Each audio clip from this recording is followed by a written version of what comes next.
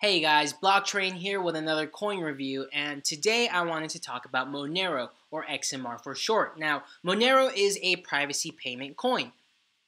And if you watched my video from about 2 weeks ago about how to, judge which cryptocurrencies to buy, I talked about privacy payment coins as, one of the big types of coins that would get bigger and increase in price sooner than probably a lot of other coins, just because internet darknet market activity is really booming. Drugs are being sent everywhere. Services are being rendered. And right now, the primary payment for these services or goods are Bitcoin. Now, Bitcoin is great for, pseudo-anonymous transactions, but for the most part, it's really not the best for privacy. People have been known to be tracked from Bitcoin payments. As you know, there's a public ledger. You can see everything that's going on. And although your name is hidden, your public address is not. And so, if you know one address that's sent it to that address that's under suspicion, you could possibly, do some data analytics, see, if you know the location of one person, you could possibly find the other person. So, it's good for privacy, but really not the best, and there are better options coming out, like Monero. So I really think privacy coins are those coins that will be actually big in terms of adoption within the next 2, 3, 4 years, just because, again, there's already a demand for it. There's really not a demand for cryptocurrencies in general right now, just because, we have a good infrastructure with credit cards and cash and just things like that, payment processors. Even though it's inefficient compared to cryptocurrencies, nobody's really complaining yet. But for things like the darknet market, the people who use those always need better technology. They always want a better gateway for security. So that said, let's get right into it and let's talk about Monero.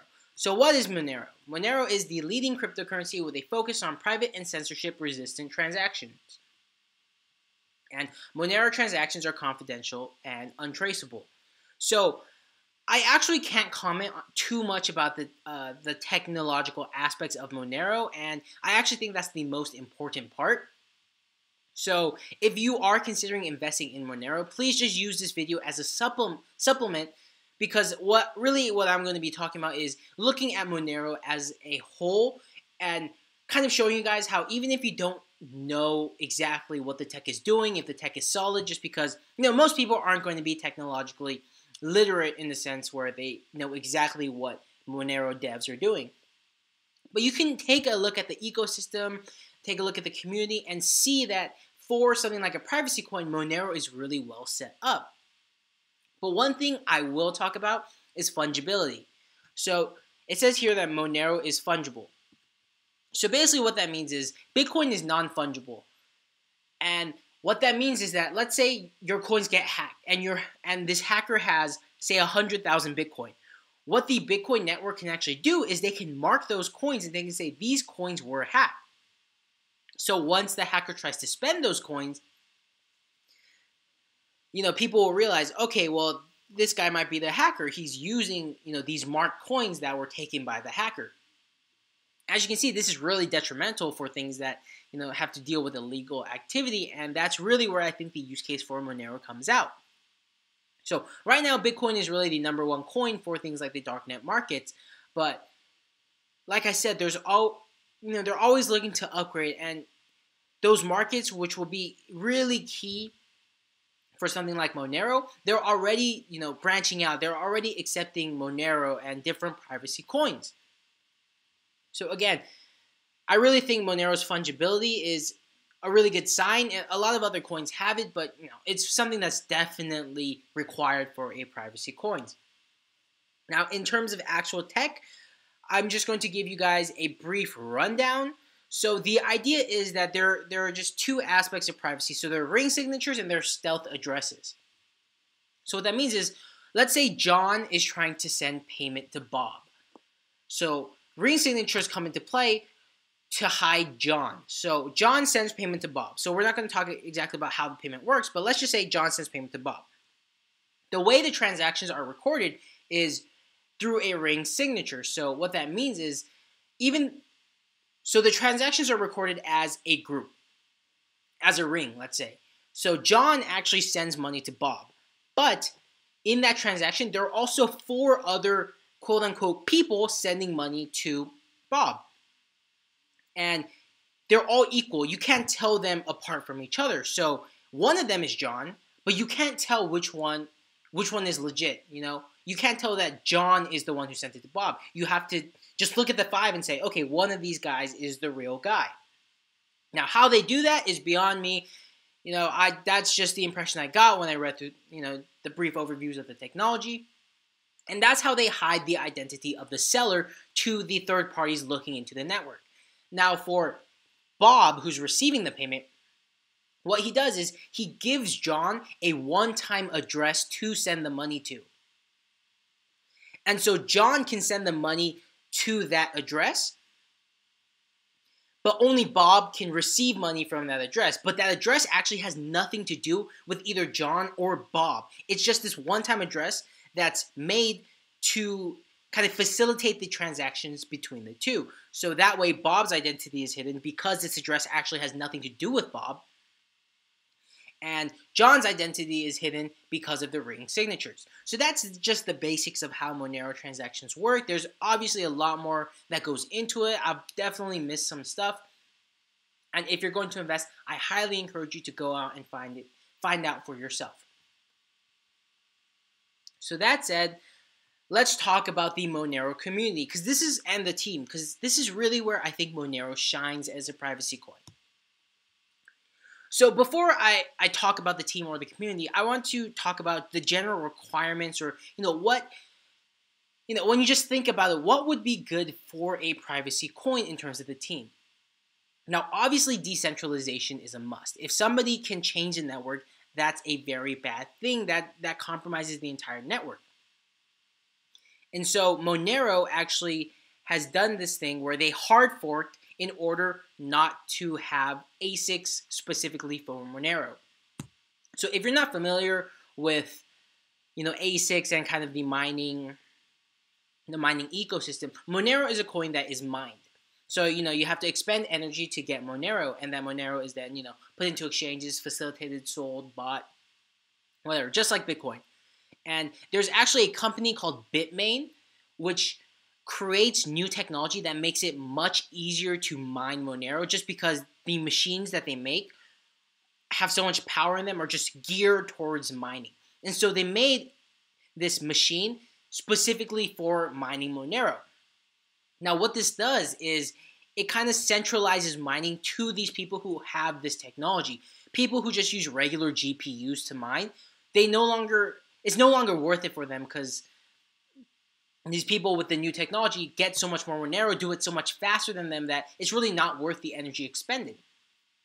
And this can be a real problem.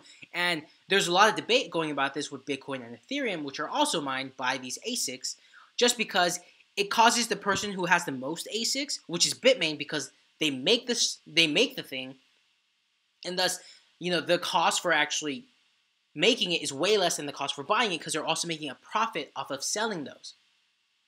So it centralizes the mining, and because mining is really the only way to put out a block and say, these are the transactions, this is the record, it gives too much power to one company, Bitmain.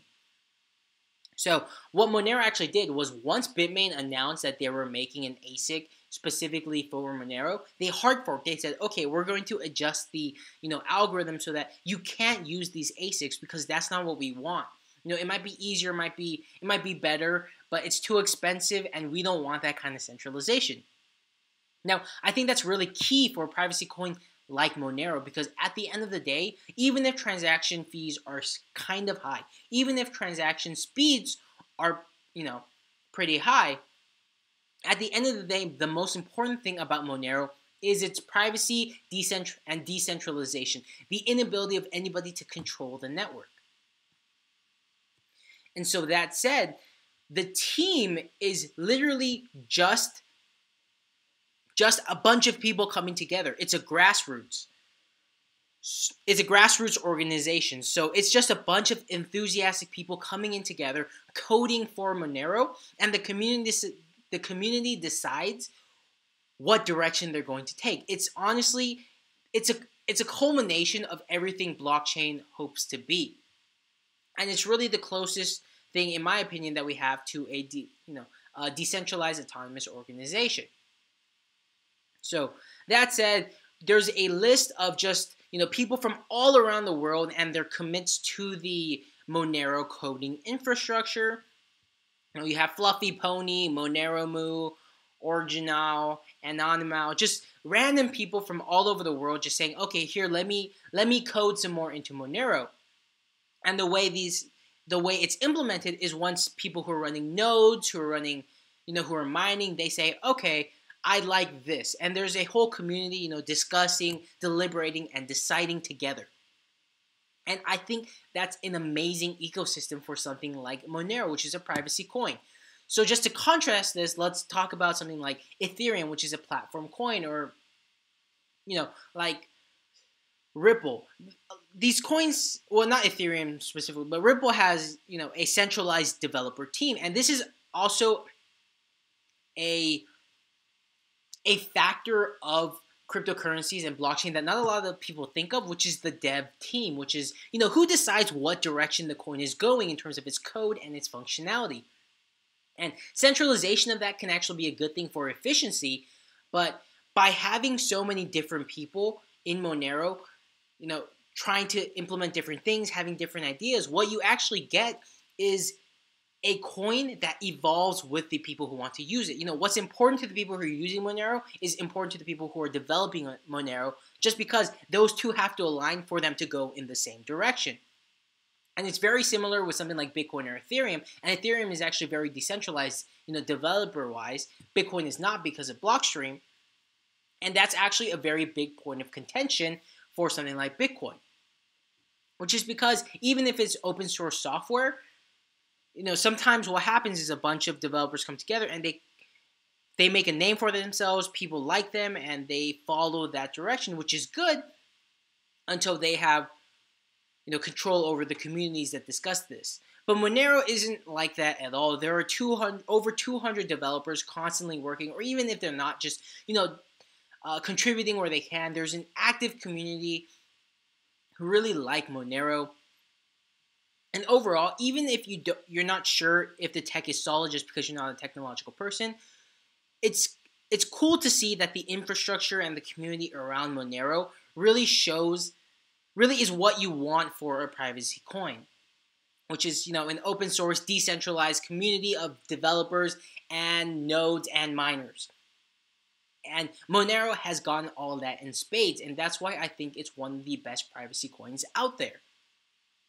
So, that said, the last thing I wanted to talk about was the price of Monero. I'm sorry, I actually don't have the tab open. I did. I don't know what happened to it. So, Monero is actually pretty unique in terms of its pricing. And let me just show you guys why. Is because there are two metrics for pricing when it comes to coin market cap, which is the price in Bitcoin and the price in USD. Now, like most coins, Monero went up a bunch around December and completely flopped in these past couple months. Pretty standard stuff. It followed the market. But what's interesting to see is that for the most part, for other coins, the USD value and the Bitcoin value kind of work in conjunction. So, to give you an example of that, let's go into something like IOTA. Just loading the data from the server here. So as you can see, once you get to, price activity, the US dollar value and the Bitcoin value really fall and rise in unison. And that makes sense to a certain degree, but what that means is that USD and Bitcoin values, they're really just following Bitcoin, and there's really no resistance against Bitcoin. But Monero is unique in that their USD chart graph and their Bitcoin chart graph they're completely different. Well, not completely different, but very disconnected in comparison to other coins. And what this means, so let me say it this way, which is Okay, so Monero had a spike in Bitcoin value around here at the beginning of September in 2017. Now, in March, it was actually back at that all-time high. Now that's incredible because even though the price was like incredibly low compared to their all-time high of USD, their Bitcoin price is at an all-time high. And the thing is, Monero, like every other coin, is dependent on Bitcoin. To sell Monero, you have to go through something like Bitcoin because Bitcoin is the only thing that has a fiat pairing. So this actually shows that even throughout this market, Monero has actually been growing in value, or at least staying at its all-time high value, because really Bitcoin value is more important than USD value in this volatile market. And it really shows, in my opinion, the strength of Monero and its fundamentals, that people are actually using this coin. Now this coin, amongst a lot of other coins out there, has the adoption necessary to sustain the Bitcoin price. Because the people who are using Monero, not too many of them, in my opinion, would be cashing out to fiat currencies, and if they are, definitely not through exchanges or something like that. It trades hands off the grid probably.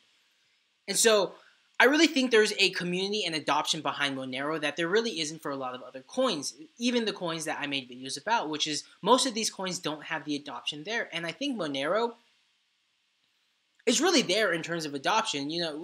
I remember about 6 months ago, there was news about a bunch of celebrities accepting Monero, and I know in a bunch of dark net markets, they're thinking of using Monero just because it's such a great privacy coin.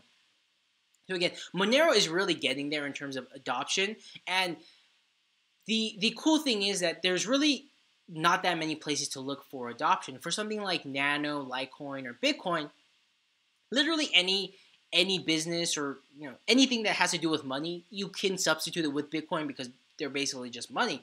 But for Monero, you have to look at specific places that even besides celebrities, you should be looking towards darknet markets and things like that, just because that's what sustained Bitcoin in its early run before this 2017, brought its price up from 100 to 1,000, and that same demographic that used Bitcoin at first for payments, which was mostly for the darknet markets and the Silk Road, they're now moving towards Monero because Bitcoin tracking has gotten so much more sophisticated.